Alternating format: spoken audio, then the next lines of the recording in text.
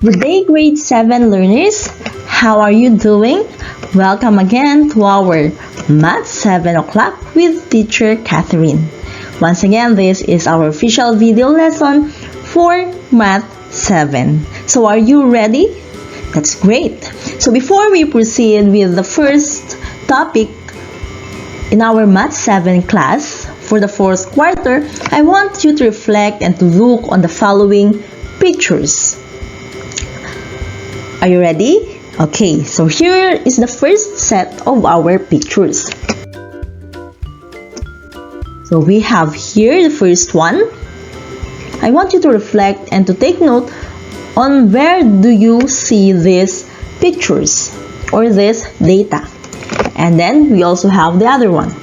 So for the first one, we have here the presidential candidates for 2022 survey. And then on the second picture, we have here the Philippine population for 2022. Let's have the next set. Okay, so this picture is very familiar to you. I know that you have seen this picture across Facebook and in other social media accounts or platforms. And then we also have here enrollment data. So what do you think is common with these pictures that I've shown you? Okay, very good. So we have, or it has something to do with statistics. So when we say statistics, this is the first part of our fourth quarter. So you heard it right. We will now be leaving algebra, number theory, and geometry. We will now move on to another branch of mathematics, which is statistics. So for the fourth quarter, we will be dealing with statistics or data. So what is statistics? I'm sure that with the pictures that I've shown you a while back, you already have the idea on what is statistics all about.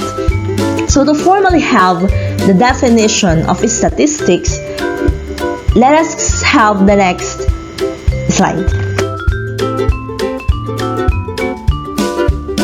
So when we say statistics is a scientific body of knowledge which deals with the collection, organization, presentation, analysis, and interpretation of data.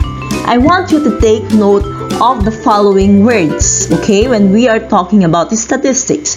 First is collection. When we say collection, we are gathering. We collect information, we gather information. And after, so this is actually the first step when we deal with statistics, or later on when you are going to deal with your research. The second thing that you have to consider when dealing with statistics, is organization. So organization, after collecting the data, we will now be organizing or arranging this data so that we can come up into a simple presentation of this data. We can present them, and after that, after presenting, after organizing them, we will now be analyzing them. And of course, we will not be ending there. After analyzing this data, so what now? What is the impact of this data? So from there, we will now be having the interpretation of data. So as you can see, dear students, statistics is only revolving around these 5 processes. So we have the collection, organization, presentation, analysis, and interpretation. Later on, we will be discussing these processes or these parts of statistics one by one as we move on to this quarter. So to make it short, we can, and to make it easier for you to remember the definition of statistics, I came up with this definition.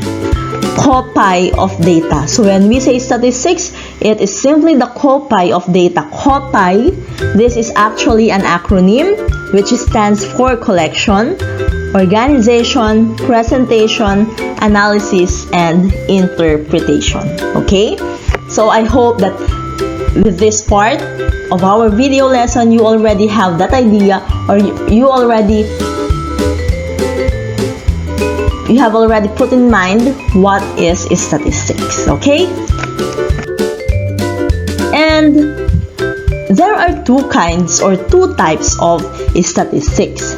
So we have the descriptive and inferential statistics. So when we say descriptive statistics, it is the branch of statistics that utilizes numerical and graphical methods to reveal patterns in a data set, to summarize the information shown in a data set, and to present the information in convenient form. So with the different parts of statistics that we have discussed a while back, descriptive statistics has something to do with the collection, the organization, and presentation of data only. Okay? This covers, again, I will repeat, descriptive statistics covers the collection, organization, and presentation of data. And the inferential statistics, the second type of or kind of statistics, is inferential statistics. It is the branch of statistics that uses methods of generalizing results from a sample to the population and measuring their reliability. So you have to take note of the word generalizing. So you are actually analyzing the data collected, presented, and organized so that you can come up with a generalization or interpretation of that data. So this is where, or in this part or in this type of statistics, we are analyzing and interpreting data. That's why we have here the measurement of the reliability. So when we manage and when we manipulate the data and when we measure the reliability of the data that we have collected, we are already having inferential statistics. Again, before we move on to the next part of this video lesson, we have two types of statistics. The first one is the descriptive statistics and the inferential statistics. So, as we move on, don't you think or don't you wonder why do we have to deal with statistics? What is the importance of statistics in our real life? I know that you have your own reasons for this. So let's move on. So why do we have to study statistics? The first reason is that statistics frequently organizes and expresses data numerically. So we are exposed to statistics every day, from weather predictions, newspaper ads, election results, surveys, etc. So this is where in these scenarios statistics is being applied. Second, statistics is used in business to observe patterns and behaviors of sales, forecast trends, and project future economic activity.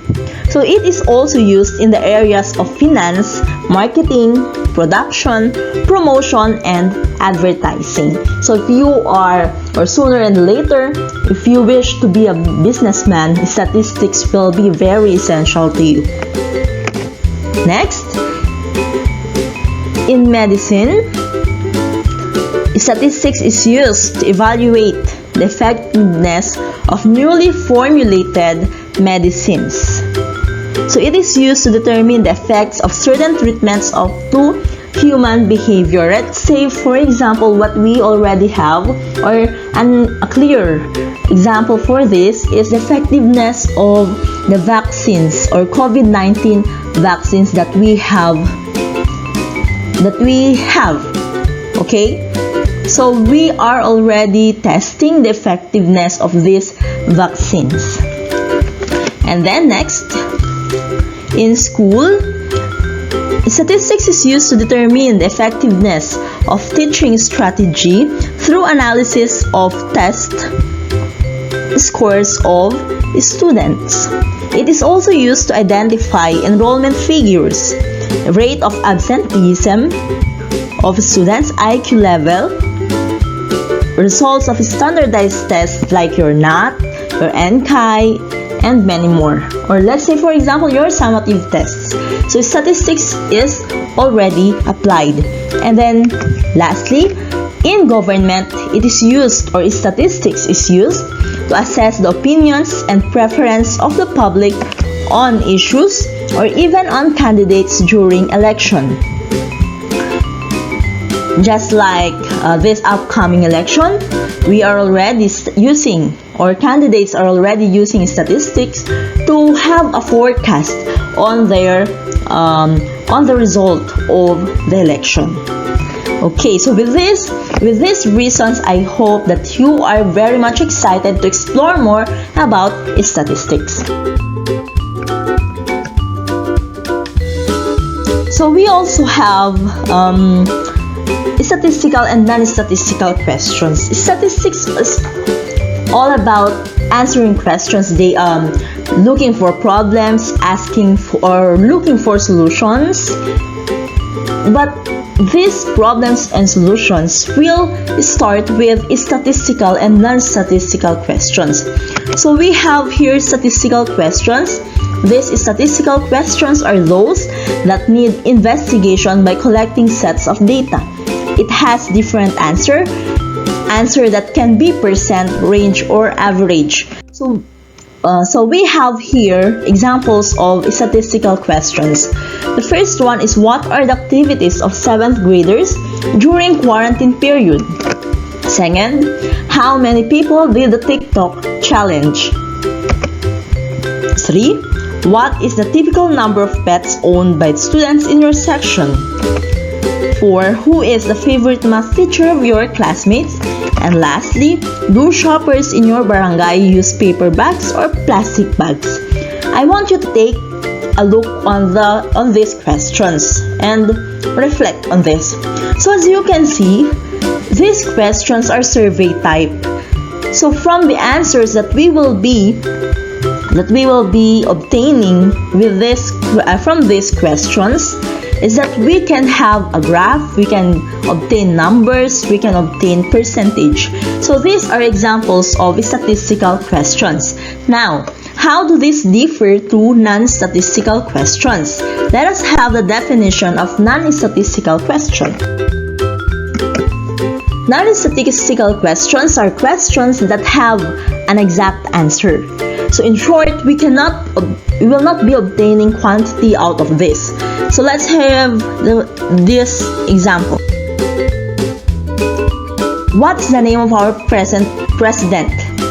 So as you can see, we only have exact answer for this, and we will not be obtaining a number that can be represented by percent or graphs from this question. Second, what time did you get up this morning?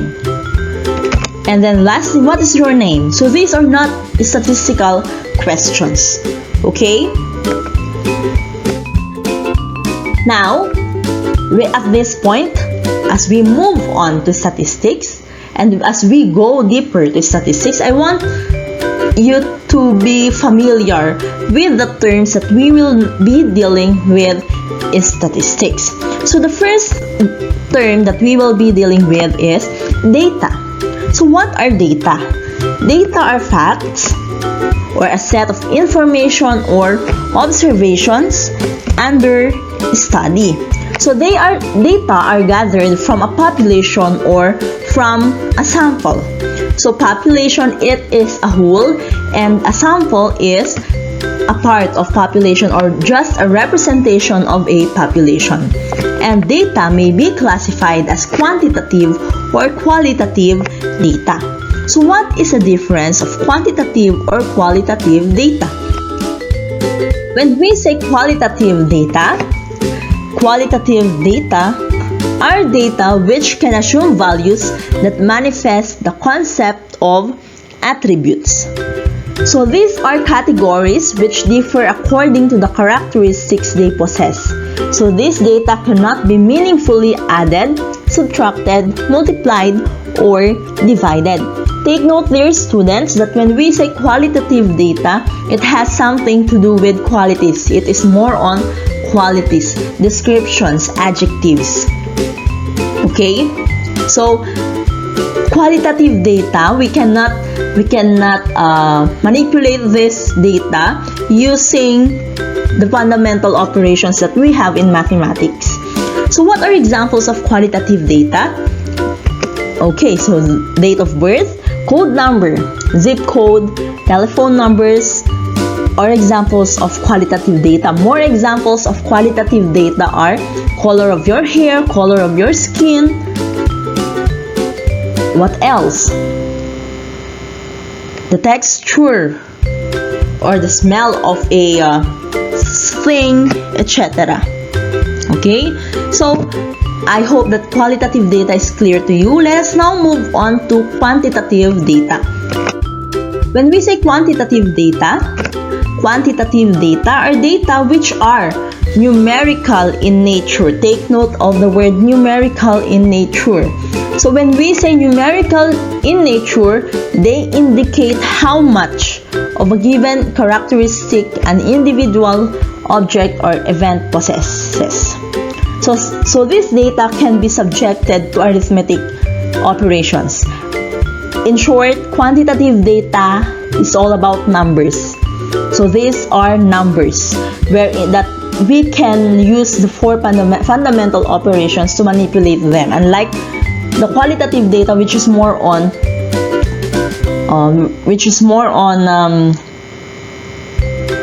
qualities. Okay, qualitative more on qualities. Quantitative data is quantities or numbers. Examples: age is a number. Weekly allowance, your weekly allowance is a number. Your height is also a number. Size of family, these are also number. Your grades in mathematics are also quantitative data. Okay? So, aside from the data, you should also familiarize yourselves with variable. So when we say variable in our second quarter, we already deal with variable, and we also have the same definition for statistics.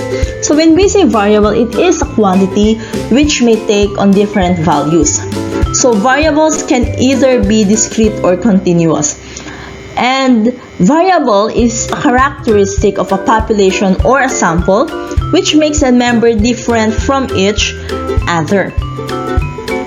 So let us have the two types of variable, the discrete and continuous. Let us have first the discrete variable. When we say discrete variable, it is a variable whose values are obtained through the process of counting. So these are variables that can assume finite number of values.